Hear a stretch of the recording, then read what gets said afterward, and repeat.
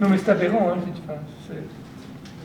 c'est aberrant. Par ailleurs, je veux dire, c'est les patients, on nous demande de mettre en salle les patients qu'on prend à l'USI maintenant. Hein, et on les prend à l'USI pour pouvoir les intuber dans de bonnes conditions dans les 2 jours. Donc là, on va se retrouver avec des cathars en salle. Hein, donc, on est dans presque un scénario. Ils essayent d'éviter la Lombardie pour que les gens ne soient pas dans les couloirs, mais c'est la même chose. Hein. Ouais. Elle est en salle d'attente.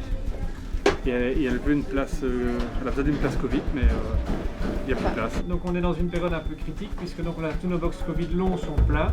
Si on n'arrive pas à caser ou à libérer des places, on va devoir probablement décider peut-être de couper le service en 2, donc c'est quelque chose d'important. Je sais qu'il y a beaucoup de patients qui doivent monter au 8B, mais s'il vous plaît, ne remettez pas la pression pour faire monter 2 patients en 5 minutes, elles ne seront pas. Oui.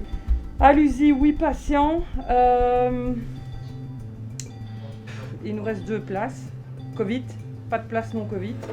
Au niveau du personnel infirmier, il manque 17 infis pour ce week-end. Donc je ne sais pas comment ils vont faire non plus. Voilà, il n'y a plus rien.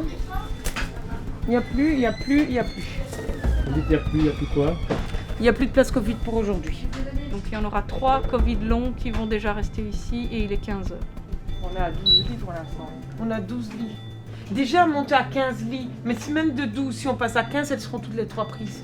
Je sais qu'il faut libérer vite les urgences, mais en haut, elles sont peut-être 3 ou 4 pour accueillir tous les patients qui montent et c'est assez compliqué. Oui, c'est urgent. Les docteurs veulent fermer le service en service propre, service sale parce que donc on est fermé, mais le sang dispatche au fur et à mesure et on a encore 2 ambulances qui arrivent, on n'a plus de place. On a 2 patients dans le container. Et on a 2 patients dans le container qu'on perfuse dans le container. Dis-moi un peu ce que tu veux. On a encore 2 ou 3 ambulances qui arrivent, une qui est dans le SAS qui n'a pas de place et donc et on n'a pas d'option de faire monter les gens. Oui. Donc là on est dans la situation où les ambulances attendent sur le parking avec des patients Covid. Il y a encore une ambulance qui doit arriver Covid ici. Et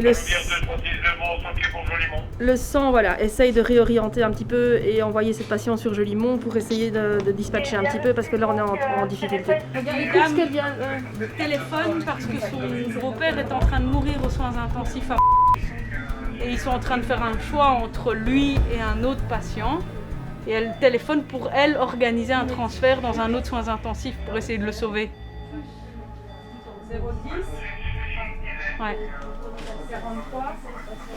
Et donc là c'est la famille qui appelle pour essayer de trouver une solution, pour essayer de sauver leur famille, mais voilà.